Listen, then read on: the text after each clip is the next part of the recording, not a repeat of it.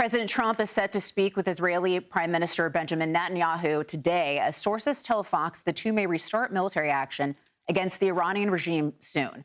Chief foreign correspondent Trey Yingst is live in Tel Aviv with the latest. Hi, Trey.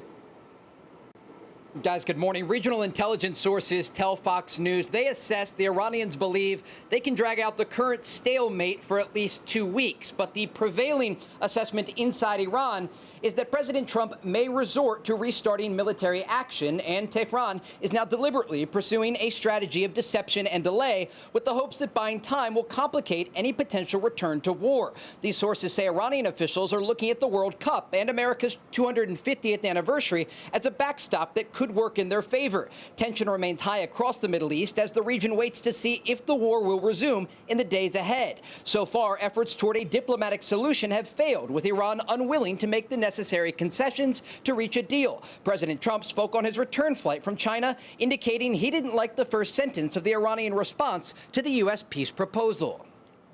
I looked at it, and if I don't like the first sentence, I just throw it away. What was the first sentence? An unacceptable sentence, because they're fully reading no nuclear, and if they have any nuclear of any form, I don't read the rest. So 20 years is not enough for you. It's got to be a No, 20 years is enough, but the level of guarantee from them is not enough. In other words, it's got to be a real 20 years. Overnight, President Trump shared a series of AI images on Truth Social. One shows the president standing at a control center that says Space Force with outgoing missiles on the screen behind him. The other shows him commanding the Navy with the caption, "It was the calm before the storm." This comes as the Iranians have accused the United States of changing their negotiating position. An attack on our nuclear facilities has already taken place once, and they claim they completely destroyed them. Yet now they are once again talking about attacking the facilities. These contradictory statements truly indicate the depth of America's confusion regarding their objectives in this war. On Saturday, the USS Gerald R. Ford Carrier Strike Group returned to the United States after a carrier deployment that was the longest since the Vietnam War. Secretary of War Pete Hegseth called the work of these sailors phenomenal. Absolute resolve, epic fury. It's an incredible story, and the only story that should be told today is of the heroism and the skill and the professionalism of these sailors who went 3 times around the globe to defend that flag right there, which can only do what this strike group does. Morale remains high across the U.S. military as there are still tens of thousands of American service members deployed across the Middle East. Lisa? Trey, as always, we appreciate your coverage. Thank you. All right, well, this morning, a new report out that President Trump's close advisors feared China may invade Taiwan within the next 5 years. One of them telling Axios this: Xi is trying to move China to a new position where he's saying, we're not a rising power, we're your equal, and Taiwan is mine. Fox News senior strategic analyst, retired 4-star General Jack Keane joins us now. General, it's always great to see you. Appreciate you coming on. General, Delighted to be here. Always good to see you. I wanted to ask you about this. I saw this recently in a Fox News report, a war game conducted by the Center for Strategic and International Studies earlier this year simulated what would happen following an amphibious attack on Taiwan by China, and it revealed that the United States would likely run out of long-range missiles, precision-guided missiles within a week. We're pretty overextended right now in Europe with Ukraine, as well as the Middle East with Iran. Do we even have the bandwidth to take on China with Taiwan right now? Yeah, the answer to that is that China has dominated us militarily in the region in every platform except submarines. But you don't have to go platform to platform with an adversary to deter them. We proved that with the Soviet Union.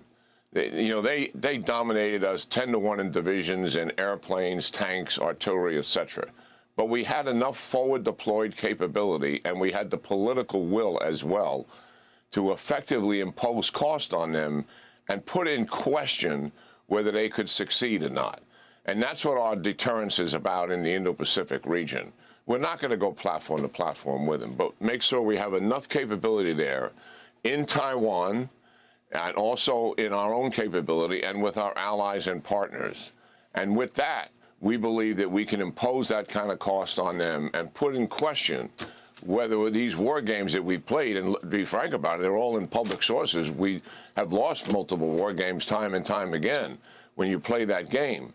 But the reality is, I think the usefulness of war games, it shows us what our vulnerabilities are and what we have to fix. And we're about doing that very rapidly in the Department of War right now. And certainly the number 2 appointee there, a man that came in with a business background, is taking complete charge of those business practices and putting everything on acceleration. So we're about fixing some of the shortfalls that we have. And certainly we have protected the ammunition that Admiral Paparo needs in the event that conflict General, breaks out. And he has revealed that in public. He has revealed that in public testimony as well. Well, real quick, I want to get to Iran, but that report was from 2023. We've obviously become more overextended with Iran since then. Real quick, before we move to Iran, do you agree with that 5-year assessment? The 5-year assessment. The 5-year assessment, Xi is telling us, since he took power, that he intends to take Taiwan. He talks about this every single year. I don't know what the surprise is here. The reality is, so our audience understands, there's a geopolitical objective to take Taiwan because they believe it's theirs, even though they've never owned it since they took power in the late 1940s. But there's a second objective, and that is technological. The most advanced chips in the world are made in Taiwan.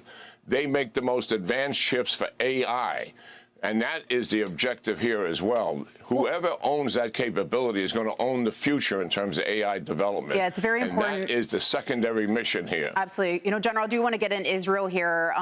Israel and the United States reportedly preparing to resume combat operations against Iran as soon as this week after peace talks stall. General, the Iranian regime is built for resilience. So how do you break a regime under that scenario?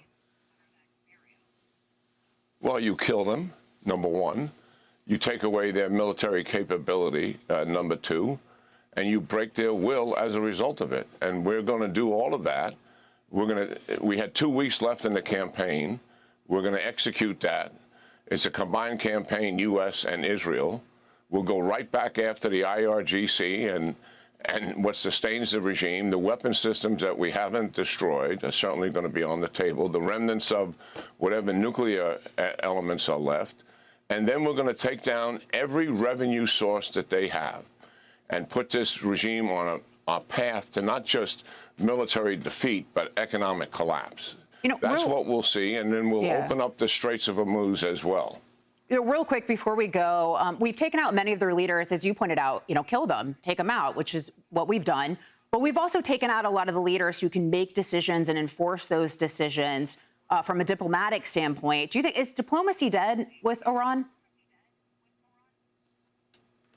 Well, I think President Trump has exercised an enormous amount of strategic patience here. He was given some indications that these guys were willing to make a deal, and he's given them 5+ weeks to come forward with something. And obviously what they were doing, their objective was, I think, to delay, not to make a deal. And the president has ran out of patience. I don't think there's any deal to be made here. And the problem I've always had with the deal, even if the deal is perfect, what we do with any deal is we have to give them money to adhere to what they want in the deal. They want their frozen assets to be given to them. That's $100 billion. They want sanctions removed. If we ever did that, what are we really doing? The regime not only survives, but we wind up financing their recovery. Well, that's a good point. So that's why they're interested. That's why they're interested in a deal. They don't just want to survive. They want to be able to recover. We're not going to do that. Yeah, that's a great point. General Jack Keane, it's always an honor to see you, sir. Thank you for bringing your wisdom and insight to us this morning. Take care. See you soon. All right, well, be sure to like and subscribe for all the Fox News latest on YouTube and catch full shows streaming now on Fox One.